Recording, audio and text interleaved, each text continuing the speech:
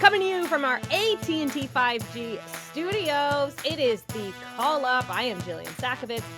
That is Susanna Collins. And you are in for a very good show here today. Houston Dynamo legend and perhaps nicest guy in the entire world, Brian Ching, joins us. He talks, how do you go from being just a surfer living the life in Hawaii to a pro soccer player playing for the U.S. national team?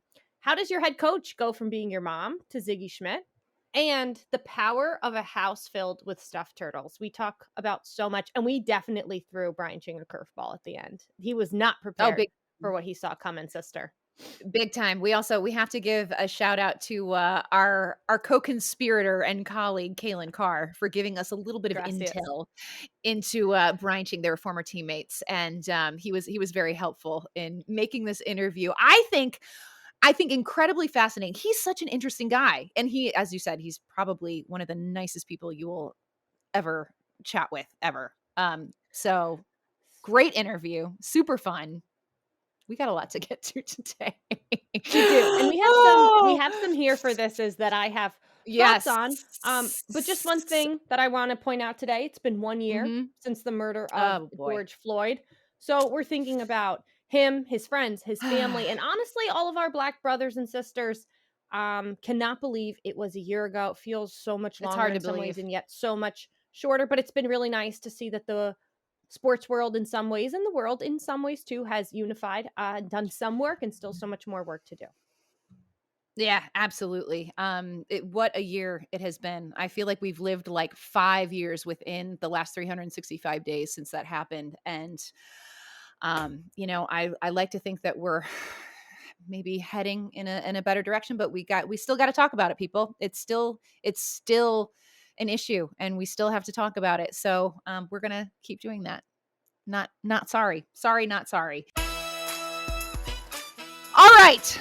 On our last episode, Jillian, we talked about Cameo. And whether or not, I was kind of on the fence about whether or not I should join. And we talked about how we would utilize it and trolling. And we were like, oh, wouldn't it be fun to do some trolling with Cameo? And we found out from one of our dear listeners. This is from Jeff Cowles, sent us both some intel via DM. Turns out we are not the only trolls. And basically in the world. We're late to the game. Yeah, we are. Yeah, we are late to the game. So he had this to say. This is incredible. In 2018, the Red Bulls and Columbus were going to play in the Eastern Conference semifinals.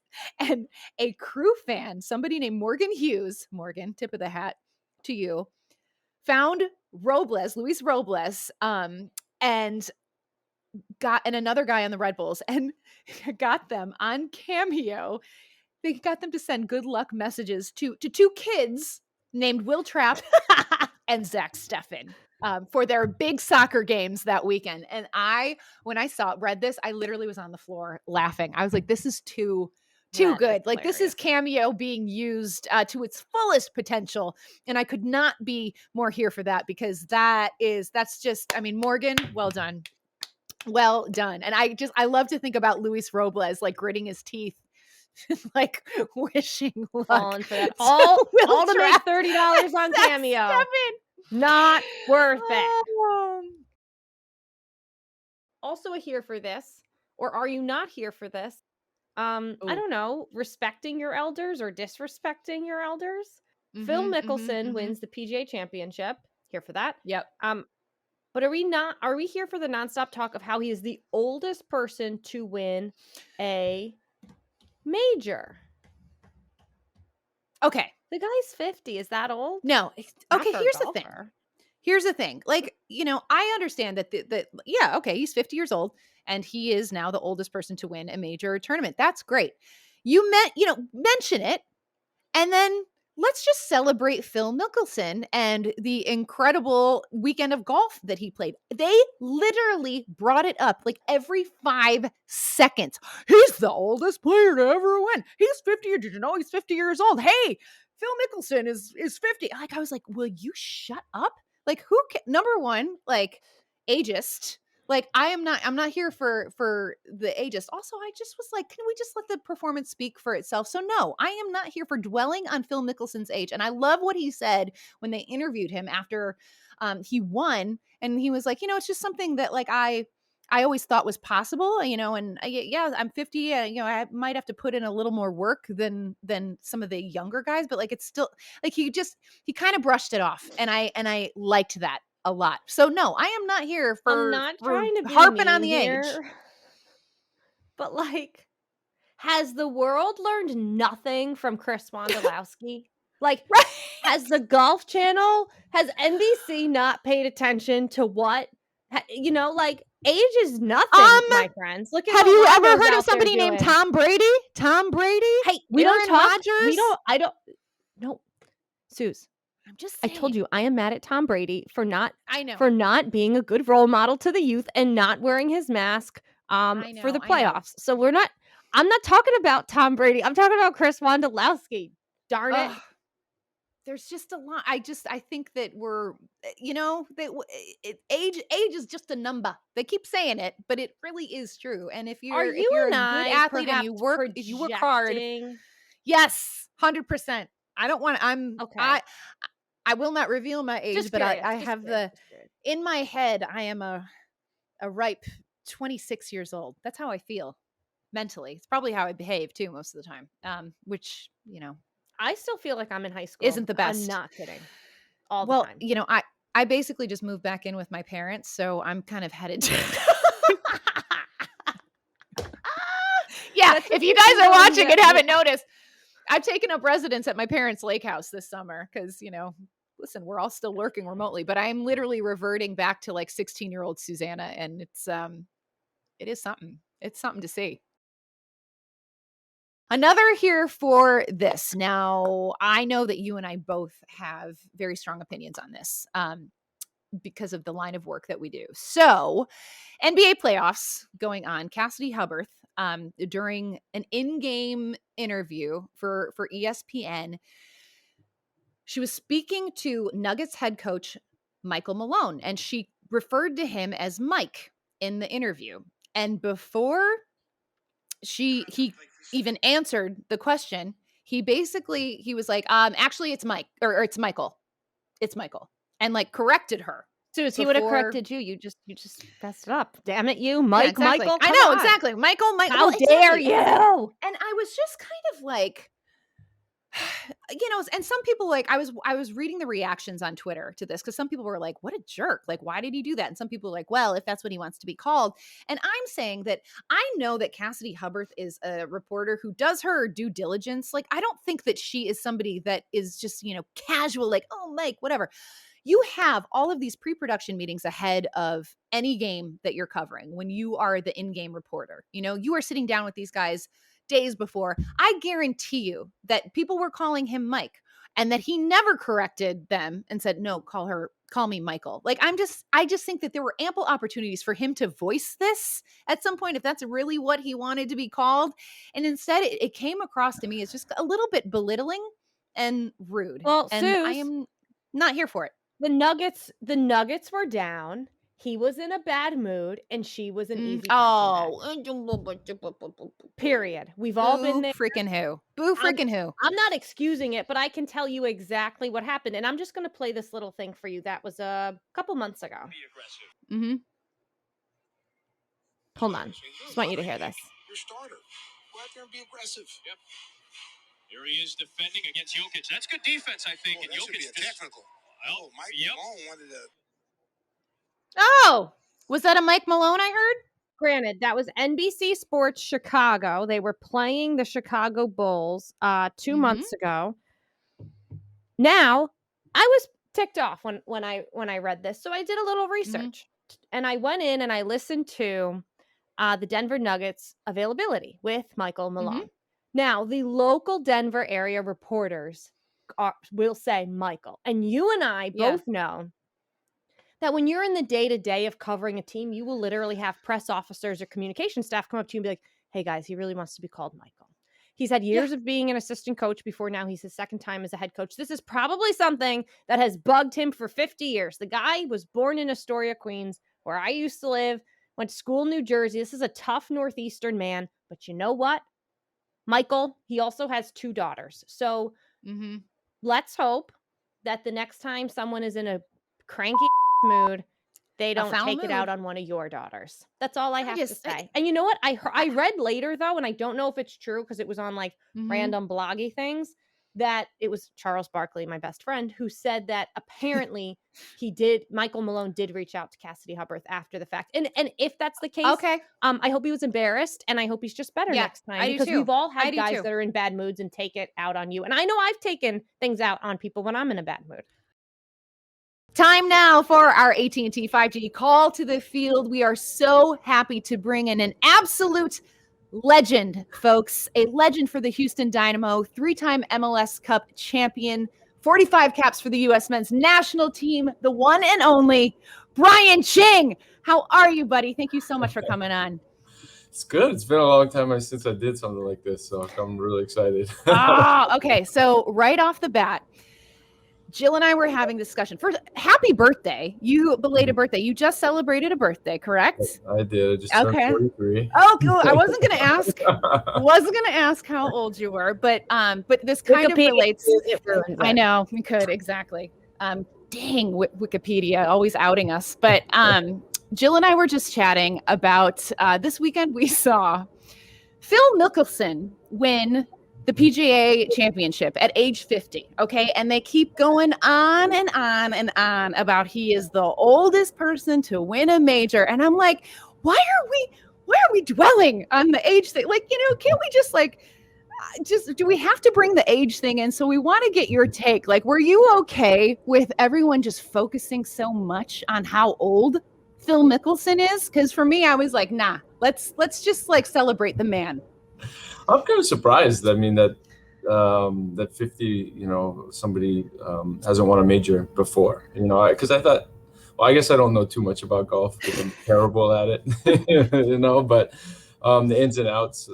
But it's pretty amazing to see that he did that. But for some reason, I thought that, somebody's won it at an older age before, right? Or just being a novice. So, yeah, I mean, I guess if it's the first time that it's something that's happened, then it's I guess all right to bring light to it. I'm okay with it. So I'd probably take a different opposite No, side. Brian, not for some reason. For some old people golf. That's why it's like 50 shouldn't be such a big deal. Like I thought you were all over 50 golfers.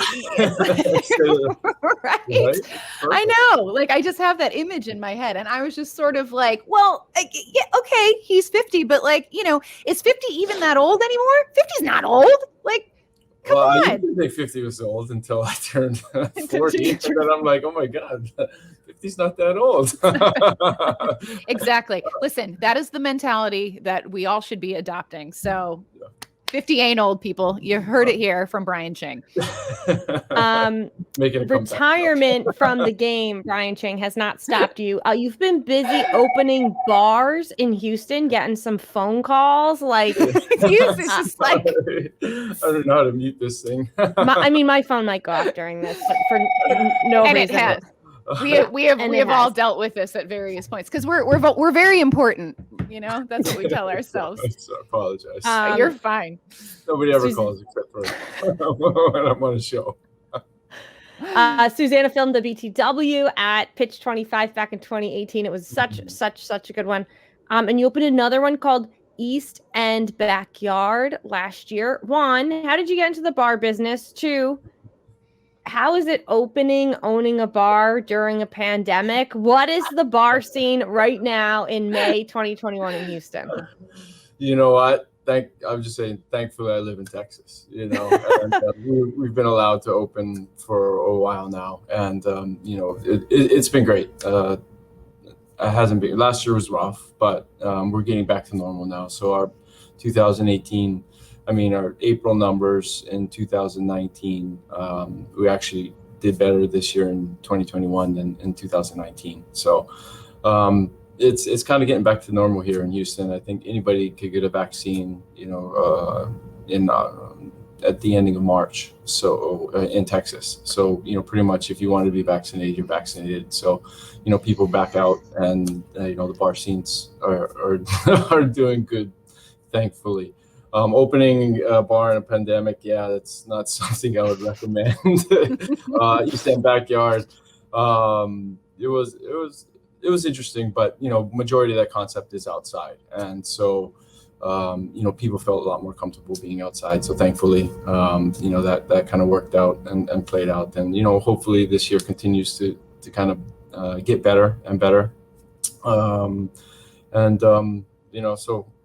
as far as that goes, it's been good. How do I get into the bars thing?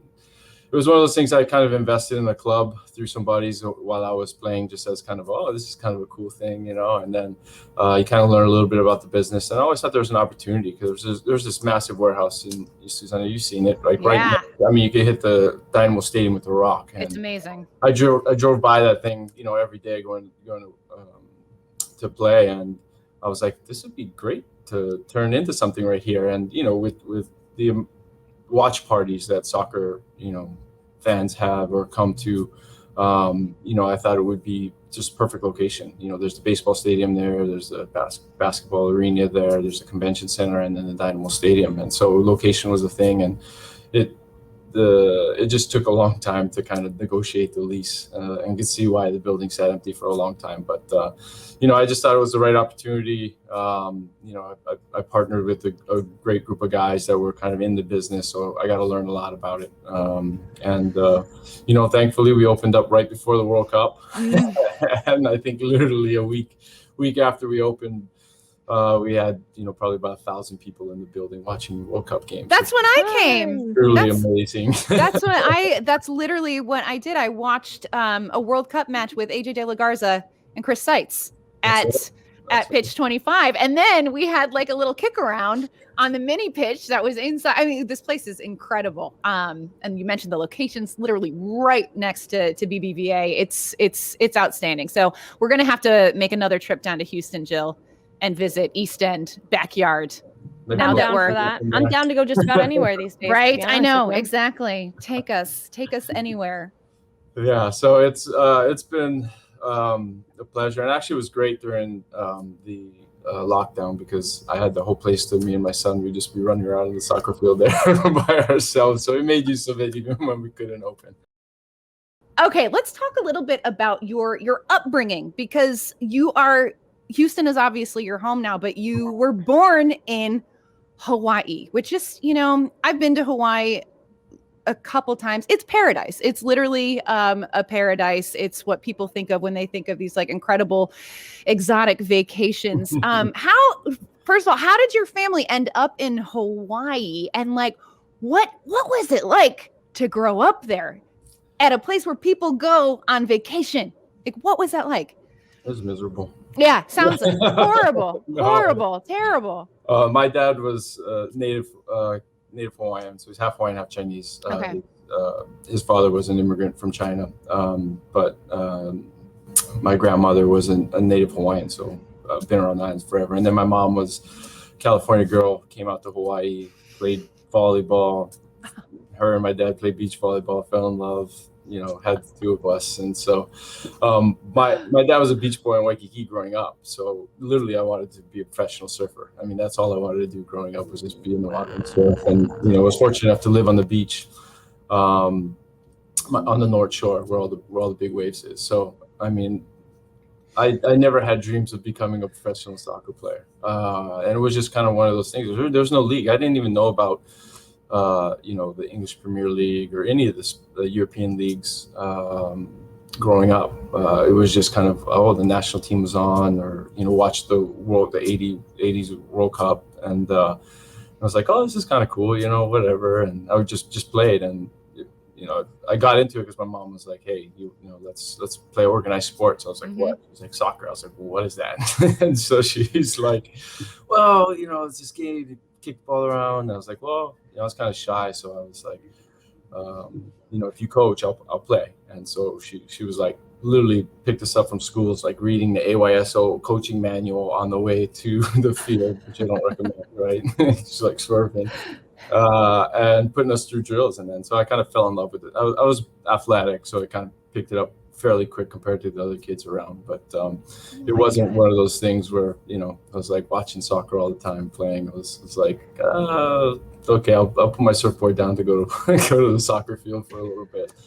And then at one point my mom's like, hey, you know, if you want to go to get a college scholarship, you know, or want to go to college, and you help me try to get a college scholarship. I was like, hey, what am I good at? And I thought I was good at soccer.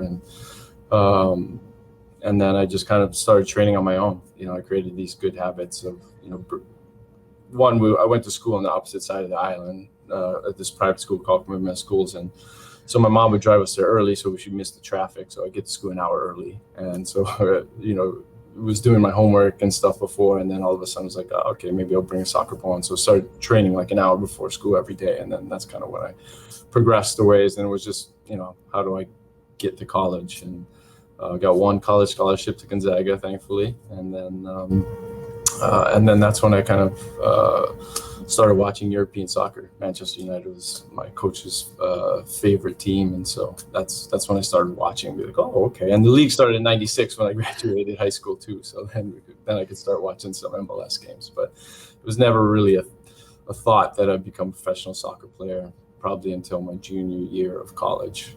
You know, I got invited to go. Ziggy Schmidt actually, you know, saw me play and just was like, hey, come down one summer, train with the team, and trained the team, did okay. And I was like, oh, okay, maybe this is an opportunity. And so it was just kind of fell into it, and a lot of luck, but a lot of hard work along the way. You mentioned right now, Brian Ching, in this whole amazing storyline, 2 head coaches in your life, your mother at 7 and Ziggy Schmidt. It's really incredible. Did I hear that right? You said you told your mom, I'll play, but only if you are my coach. Yeah. Like, that's an adorable thing for a 7-year-old boy to say to his mom. She's a badass. Yeah. Like, your mom was a badass, like beach volleyball player. Like, no, I'm gonna coach soccer too. Why not? Yeah. I mean, she was, I would say, probably, you know, an idol for me, or somebody I looked up to. You know, she kind of, my parents were separated, so she kind of raised me and my 2 brothers a lot by herself. And so, you know, credit to her. You know, I don't know how she survived it, but she did, and you know, appreciate everything that she's done for me, and one of the big reasons why I turned out the way I did. Go Mama Ching. Love Mama Ching. May is Asian American and Pacific Islander Heritage Month. Sean Davis was on Extra Time Radio earlier this month, and he spoke about some of the aggressions and microaggressions that he has experienced as an Asian American player. It was just such a good episode. There was even a point where he talked about his grandparents, one being in a Japanese internment camp, the other one's meanwhile serving for the U.S. military. It was an incredible episode by our friends at Extra Time, and an incredible guest in Sean Davis. You mentioned being Chinese American, but also Hawaiian. What was your story like? Did you ever experience any of these microaggressions playing, any prejudice playing? You know, I'm pretty privileged in the sense that I never did really experience anything kind of like that. You know, growing up in Hawaii, it's one of the most diverse, culturally diverse cities I would imagine on the planet. You know, a lot of Asian cultures, a lot of Asian influence. So, you know, I grew up around Vietnamese, you know, Laotians, Japanese, Chinese, Koreans, and that, you know, just tons of Asians in America. And you know, I went to school at Gonzaga, but you're on a team, right? I mean, it's a kind of a white college, but I mean, I say that for lack of a better term right off the bat. But you know, I was on a team, and you know, I never experienced any of that up there at all. So I'm pretty fortunate in a lot of things that I did. And you know, my dad passed away when I was, I think, it was about 9th grade. But I actually ended up reading one of his papers because he served in the military, in the Army. And, you know, in one of his papers, he just kind of wrote, he talked about how he was, at the time there was segregation, he went to like the wrong bathroom, the white bathroom, instead of the colored bathroom. And some guys started to give him some stick in there and be like, hey, what are you doing in here? You know, and then they ended up finding out he was from Hawaii, and then he was like, "Oh, we love you." They're like, everybody loves somebody from Hawaii, I guess. I don't know what it was, but and he was like, he wrote in, it was like that's the first time that he really experienced that, I guess, prejudice in a lot of ways. But because he was from Hawaii, they were like, okay, they accepted him and loved him for it. So I've been extremely blessed in a lot of ways to be shielded from that. So I'm thankful that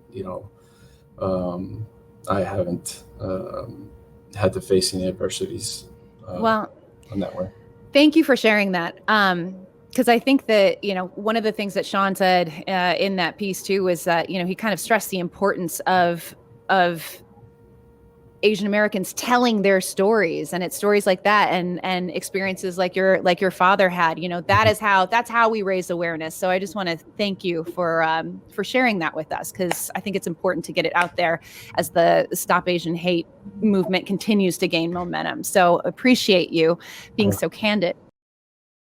We want to talk a little bit about your journey to Houston, because I just find this story kind of crazy that in 2005, all of a sudden you're playing for San Jose, and then all of a sudden it's announced that, team's moving. Yeah. Pack your bags, like team's going to Houston. And this was coming off of an incredibly successful year. Your team had won the Supporters Shield, and obviously you are just embedded into the heart and soul of Houston right now. But I have to imagine that was a pretty big shock when that announcement was made. What was your initial reaction when you found out that you were shipping off to Houston? It was just like, just kind of like, oh, what's going on? Like literally, because ever since I got there in 2003, there was always rumors that they're going to move, right? So you hear that 2003, 2004, all of 2005, there's a chance you're going to move. And so you kind of just get kind of immune to it, right? And then all of a sudden in middle of December, you get a call. All right, everybody gets on a call and they're like, all right, we're moving to Houston, let's go. And I was like, oh my goodness, I don't know anything about Houston, Texas. And so first thing Google, you look at, Houston, and then you're like looking up houses, and I was like, oh, there's ocean right next to Houston. I might like this. This would be kind of cool. I could surf. So I started looking up houses in Galveston, which is a town right on the water there. Yep. Everything's on stilts and the water's all brown, and I was like, what is going on? This is terrible, right? And so the thing for me, the most hectic thing was the fact that basically had January camp. So I started in January. So I find out like in the October, December 15th or whatever, literally have 2 weeks to kind of fly out here and find a place. And so, flew out here 2 days. I think one day was like New Year's Eve and everything was closed. So I was like, so I had basically one day, the 30th, to look around and saw just one little thing. I was like, okay, I'll get it, whatever. And then, went off to national team camp and came back, and, it was crazy. I think we had like 3 employees when we announced it that were here. And so it was, unfortunately, you weren't able to kind of build up that momentum and excitement that everybody, they kind of plan, every team that kind of launches now in the MLS, has best practices and they do it right. They're building up their fan groups and all this, and we were just kind of thrown together. And I think that, but having said that, I think for the team and the guys, I think the hardest part was I didn't have kids at the time, and so a lot of those guys had to move out here in the middle of a school year, so their families weren't here for like 6 months, so the guys were all just out here. And then, then the summer hits and you're like, what is this heat? This is ridiculous. It's like, oh my God, I can't do this, and it was like, I think that first summer, like every afternoon, like there was like a loud thunderstorm. Thunderstorm, like the kind of thunder that like shakes buildings and stuff. And we're just like, and it just dumps down rain, right? And you're just like, this is awful, but we started off on a good foot, and like you said, we had a good team, right? And I think that mentality of that team was pretty special in the sense that I don't think a lot of teams could have handled all the things that were kind of thrown at us that year and been able to be successful. We had a lot of reasons to fail in a lot of ways, but that's I think for me that was one of the most proud, I guess, I was of a group of guys being able to pull it together with so many different distractions coming at you all at once, being able to kind of fight through that and be successful at the end of the year. So are you saying there's nowhere to surf around Houston? Like, you can't even, I know that's a real question because it does look like it's near the water, and I've been there and I have flown over the ocean. Well, you go down there and it's like, occasionally you can, but you got to get the tide right, the wind right. Oh, Lord. Right. And so you really. Sounds like you've done it, though. It's like I've done it, right? That's cool. And I bought a paddle board, right? And I have a paddle board. And I was like, okay, well, maybe I'll try to buy a paddleboard down the bayous and stuff, which is, I wouldn't recommend it. It's and the water's kind of gross too. It's all brown. I'm from Hawaii, it's like clear blue, and then I know it's pristine. Like, and then so I went surfing here one time, and there's a bunch of like jellyfish just getting stung the whole time, and I was like, this is miserable. No, it's like, this is awful. So I'm kind of like. I snubbed my nose, I guess, at the water. Yeah. So I was like, fair. The waves can be okay, but I'm okay. I'll just A for effort, though. A for effort. Brian, you're so beloved in Houston. We're talking about what a beautiful, magical place Houston is, but obviously it is. You've stayed there for so long after your career. Really become like Mr. Houston in so many ways, put down roots there, started businesses. Let's talk about some of your sentimental moments for the club. 4 goals in the Dynamo's inaugural match. Goal of the year 2006, 2 MLS Cups with Houston, most goals scored for the Dynamo. In fact, you were the first MLS player to have a testimonial match played to honor your career. In 2013, looking back at all of this now, what is your favorite Houston moment? Sorry. It's tough, right? Obviously, obviously the first year I think was very special. That first game, never scored 4 goals before or after in a match. So that was one of my special moments. And then I think winning that MLS Cup in Dallas, it wasn't really in Houston, but it kind of was because all our fans basically swarmed that stadium. And it was something surreal about kind of winning that game in front of our fans. And then for some reason, you just kind of, there's certain things that you remember, and I just remember the sky being orange as the sun was going down. It was like this awesomely orange color, and we're celebrating with our fans, and stands are all orange, and it was just like this picturesque kind of moment. And and that came in after such a trying year in the sense of moving and all the things that we had to overcome to get to that moment, and then to be able to kind of come back and win it was really special. And I would say that was kind of like for me probably I always talk about that moment being one of 2 super special moments that I've had in my soccer career.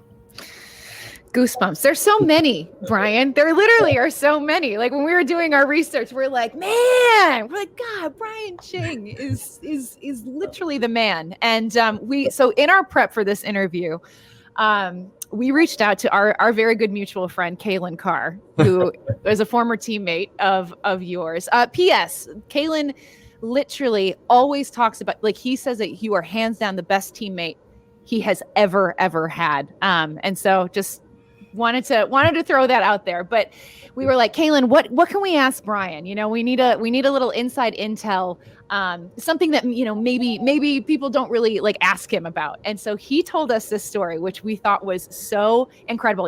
Because we'd been talking about your amazing mom. So Kaylin told us that she used to send you a stuffed turtle from Hawaii every time you scored a goal in Houston, and that at some point you had scored so many goals that you had like this collection of stuffed turtles that was like coming out of your house. So we want to hear a little bit more about how this came to be and if you still have the turtles and where they are now. And how many were there? There's a lot. So yeah, I started in college for some reason. And there's kind of historical, like Hawaiian kind of significance to it in the sense that every Hawaiian family has what they would call like amakua, and it was like your family guardian, and it was a type of animal, right? And so, she told me that the turtle was ours, our amakua. And so that in college, for some reason, I don't know, I used to like turtles, I had like a little turtle necklace, a koa turtle necklace or whatever, and things like that. And so she ended up, I think she came to a game once and then just kind of bought it and then wrote down like the day I scored, and the team I played against, and she sent it to me.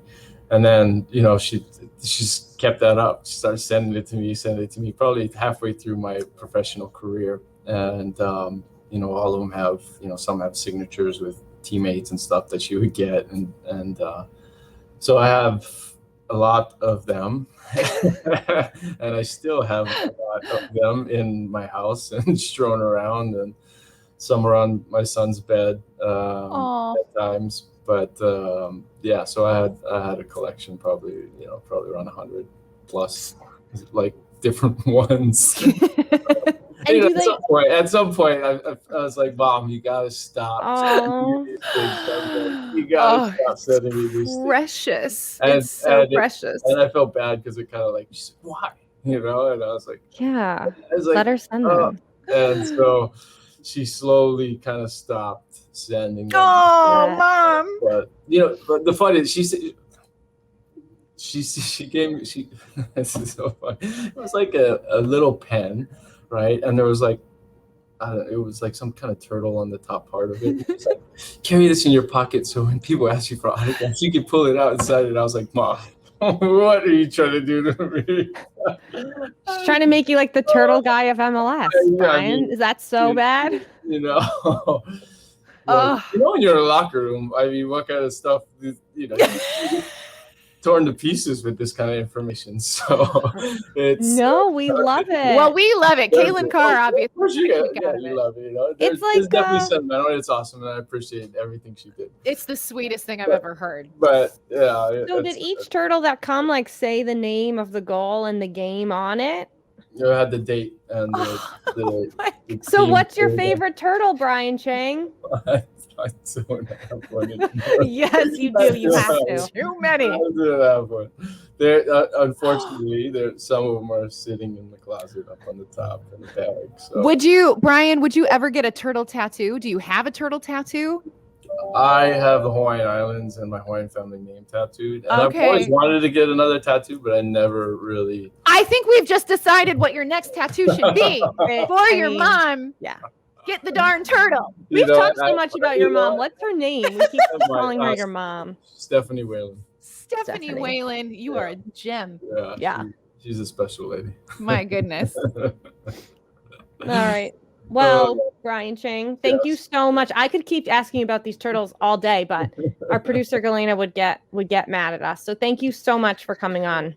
I know. We appreciate your time so much. We cannot wait to come hang out with you at one of your several bars in Houston very, very soon. And we might even bring you a turtle gift just to add to your collection. But they won't compare, Sue. Just because I don't know if they mean anything. I feel like we need to bring it back. We need to get the trend going again. Maybe for every bar I open up, I should put one in there. Hide it. Ryan, exactly. This story, I just want to tell you, it may not resonate in the locker room, but like this is a great this is like a great bar story. I almost feel like if you're in a bar and like someone gets to talking, you like they start sharing with you that their mom used to send them turtles, and it's just like, I don't know. We love it. I feel like it's a good icebreaker. It's not something I lead with. I'll just put it that way. And we're about to broadcast it to the soccer No, the soccer there. world. I'm okay Brian with Ching. it. That's fine. Oh, You know, man. any stadium I go to now, I'll probably get showered with turtles. Thanks to y'all. I hope so. I hope so. Well, you are an absolute rock star, and we so appreciate your time, Brian. Thank you so much for coming Thanks, on. Susanna. Thanks, Jenna. All right, Jill, time for What's on Tap. And we got a good one. MLS and Twitter have teamed up to honor supporters with a unique jersey swap. We always love a good jersey swap. So now until this Friday, May 28th, fans can nominate those deserving of recognition on Twitter by using the hashtag jersey swap entry. They tag their club, they share why their nominee should be recognized, and fans who have made a positive impact in their communities will be recognized after each MLS match this weekend, with the celebrations to feature Adidas Prime Blue jerseys. So you'll be seeing these really cool jerseys that are kind of have this like watercolor effect almost, but they're made from recycled ocean plastic, which is really cool. So winners will find out their prizes via Twitter in a unique way. So make sure you head on over to Twitter and nominate the fan that you feel deserves extra recognition. Jill, I would nominate you, but I think we are excluded from this competition. But I really want one of those jerseys. I'll 'cause they're nominate so Jeff, cool. who turned us on to the Cameo. Yes, trolling. Jeff, thank you. We appreciate you. We appreciate you. For those of you that didn't see it, they did a photo shoot under the water, and I have so many questions. Oh about my that. God. I really do. That was How did they get the jersey to stay? Is this model trained in aquatic? Is this model trained to stand on the ocean floor? So I just- looked it up honestly her left me more- Instagram, and she is. She's done that type of shoot before, because I had the same questions. I was like, what is this? This is amazing. And the guys at Extra Time Radio have a very special guest coming up on their brand new Club and Country that comes out tomorrow, aka Wednesday. And not to name drop, but they might be speaking to a certain Champions League goalkeeper. Name rhymes with Smack Methin. Who could it be? I don't know. Smack Smiffin is my favorite. He is my favorite goalkeeper of all time. FYI. Wink, wink. No, that's gonna be great. Good for them. All right, Totally Extra Time. interviewed him in Columbus. Listen, before. I feel like we interviewed him before when he was just a wee young thing, and look at him now. We sent him on that upwards trajectory, didn't we? Proud moment. And now he's on due to us. And now he's on Extra Time Radio. I know. Look at him. Look at him. No, that was a great get by the Extra Time guys. So definitely can't wait for out. that. Very excited. Also, y'all, happy Memorial Day weekend. Summer officially kicks off, and I am so ready. I'm at the lake. This is gonna be good. I'm ready for some warmer temps and some boat drinks, a little pontooning. Jill, you're gonna come hang with me at some point, right? Yeah, I am. A little socializing. I know. Can't say this was last Memorial Day. Let's go. Absolutely not. I don't even. You know what? I don't even know what last Memorial Day was. So this is very exciting. Anyway, guys, be safe. Enjoy it. Have fun. And thanks for listening and watching. And thank you, Brian Ching, for coming on. He's the best. What's up, everybody? It is Susanna Collins and Jillian Sakovitz, co-hosts of The Call Up. And if you want more Call Up action, hit like and subscribe right here on YouTube, right there. And also make sure that you download every episode of The Call Up every single Tuesday at 5 o'clock Eastern Time or anywhere that you get your podcasts. And while you're here, why not check out some of these other videos as well?